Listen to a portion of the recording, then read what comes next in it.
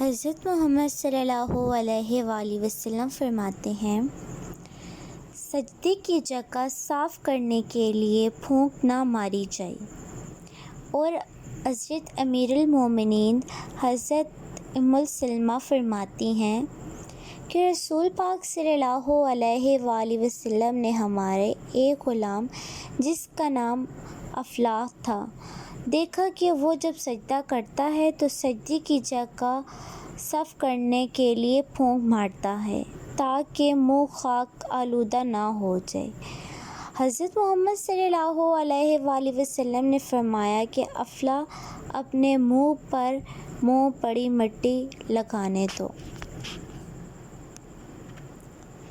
Thanks watching my videos. Subscribe my YouTube channel and like my all videos.